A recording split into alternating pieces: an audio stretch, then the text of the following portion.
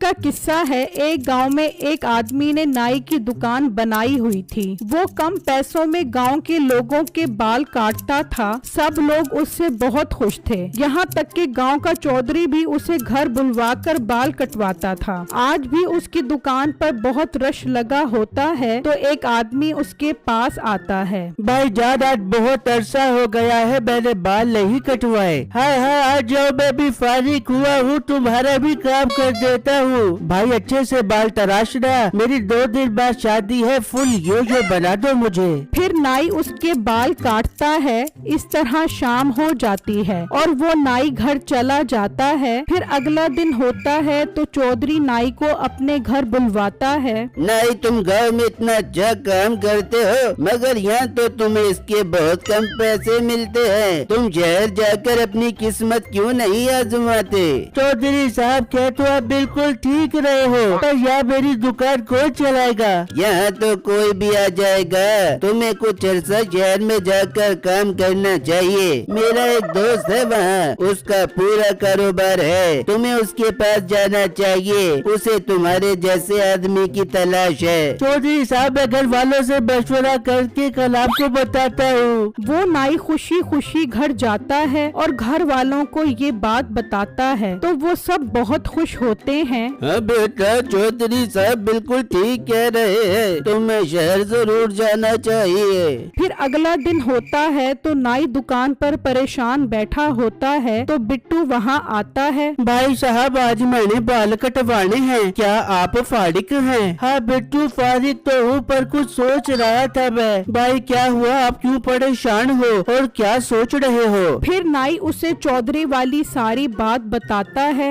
भाई, इसमें सोचने वाली क्या बात है, आपको तो खुश होना चाहिए। लेकिन बिट्टू, तुम ही सोचो, अगर मैं शहर चला गया तो मेरी दुकान खाली पड़ जाएगी। मेरी दुकान का क्या होगा? आप फिक्र ना करो, आपकी दुकान मैं और मेरा छोटा भाई संभाल लेंगे, बस आप मुझे काम सिखा दो। बिट्टू, ये बात कहकर तो तुमने मेरी सारी परेशानी खत्म कर दी। मैं इस बारे में सोचता हूँ और घर माँ बाप से मशवरा कर लेता हूँ। फिर कुछ दिनों में ही नाई बिट्टू को सब काम सिखाकर खुद शहर की तरफ चला जाता है। कुछ लोग बिट्टू के पास आकर उसको मुबारकबाद देते हैं और देखते ही देखते बिट्टू को सारे गांव वाले पसंद करने लगते हैं और उसके पास ही बाल कटवाने आते हैं। बिट्टू अपने साथ साथ अपने छोटे भाई चिट्टू को भी काम पर लगा देता है। वो दुकान की देखभाल करता है और बिट्टू सबके बाल काटता है। इस तरह दिन गुजर रहे होते हैं। उसी गांव में मीठे नाम का लड़का अपनी बीवी नसीबो कैंची के साथ रहता था। बेगम, मुझे तो इस नाई पर बहुत गुस्सा आ रहा है। वो मेरी बजाय मोटे बिट्टू को अपनी दुकान पर खड़ा कर गया। उस घंटे के पूरे गांव में चर्चे हैं और मेरी कोई भी इज्जत नहीं करता।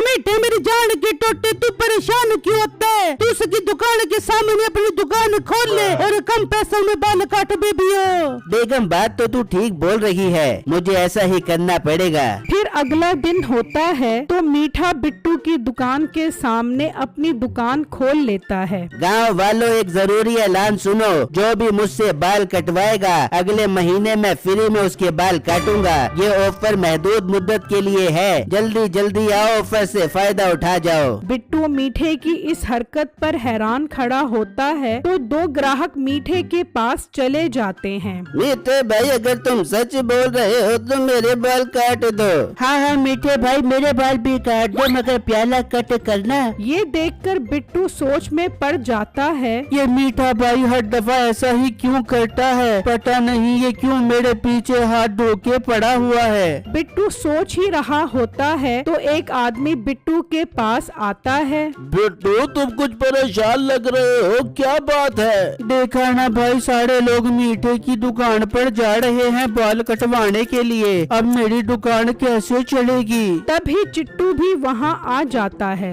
बिट्टू भाई, कोई बात नहीं, जाने दो गांव वालों को उसकी दुकान पर। मीठे भाई को बाल तो काटने नहीं आते, देखना सब लोग वापस हमारी दुकान पर आएंगे। जब शाम होती है और मीठा सारे दिन के पैसे लेकर घर आ जाता है और नसीबो ये देखकर बहुत खुश हो जाती है। अरे मीठे, आज मैं बहुत खुश हूँ, लगता है अब हम बहुत जल्दी अमीर हो जाएंगे। अरे मेरी मोटी बेगम, आगे आगे देख होता है क्या।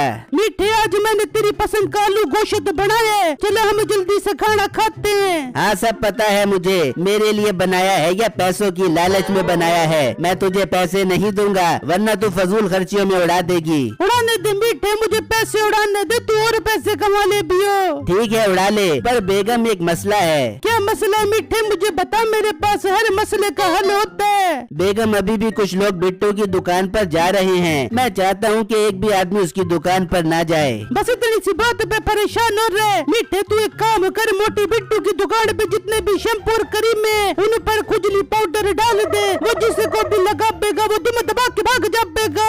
फिर अगला दिन होता है और मीठा एक दुकान पर आता है। भाई साहब, एक खुजली पाउडर का डब्बा दे दो। अरे भाई, लोग खुजली खत्म करने वाला पाउडर मांगते हैं और तो खुजली पैदा करने वाला पाउडर मांग रहा है। ओ भाई, तू अपना काम कर, जो बोला है वो कर। अच्छा अच्छा देता हूँ, लड़ता क्यों है। फिर मीठा वो पाउडर लेकर चला जाता है और जब बिट्टू की दुकान पर कोई नहीं होता, वो बिट्टू की दुकान पर आता है और दिल ही दिल में सोचता है, अब इस मोटे को मजा चखाऊंगा। जब सारे गांव वाले खुजली की वजह से मोटे को मारेंगे तो बहुत मजा आएगा। फिर मीठा जैसे ही खुजली वाला पाउडर डालने लगता है तो चिट्टू वहाँ आ जाता है। ओ मीठे, तू यहाँ क्या कर रहा है हमारी दुकान पर, और ये तेरे हाथ में क्या है। चिट्टू, ये खुशबू वाला पाउडर है। चिट्टू पाउडर को गौर से देखता है। ओ मीठे, ये तो खुजली पाउडर है। अच्छा, तो तू हमारी शैम्पू और क्रीमों में मिलाकर हमारे ग्राहक खराब करना चाहता है। मैं अभी सब गाँव वालों को बुलाता हूँ। नहीं नहीं चिट्टू मेरे प्यारे छोटे भाई, किसी को मत बुलाना, मैं जा रहा हूँ, आइंदा कभी ऐसी हरकत नहीं करूँगा।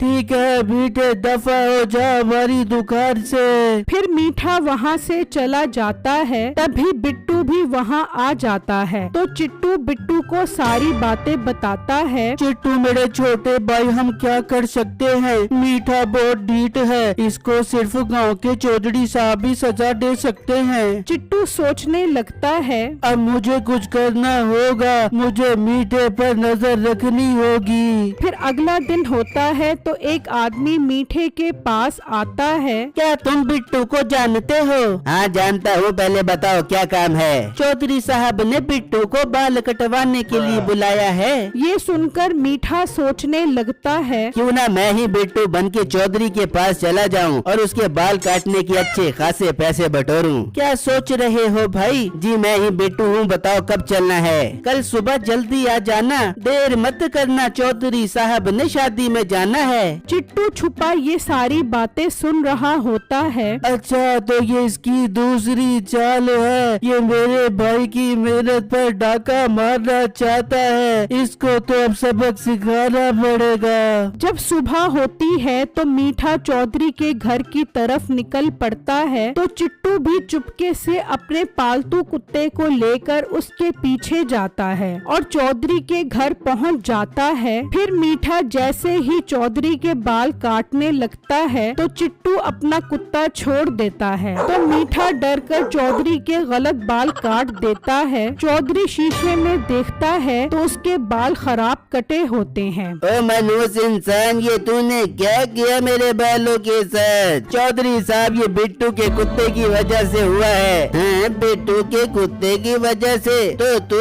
कौन है? चौधरी, मैं ही मीठा हूँ। तभी चिट्टू आ जाता है और चौधरी साहब को सारी बातें बताता है, जिससे सुनकर चौधरी को बहुत गुस्सा आता है। मुंशी, एक काम करो, इसे पकड़कर इसकी टिंड कर दो। फिर वो उसकी टिंड कर देते हैं। जब मीठा टिंड के साथ घर जा रहा होता है तो लोग उसे देखकर हंसते हैं। मीठे को अच्छी सजा मिल जाती है और सब गांव वाले बिट्टू की दुकान पर वापस आ जाते हैं।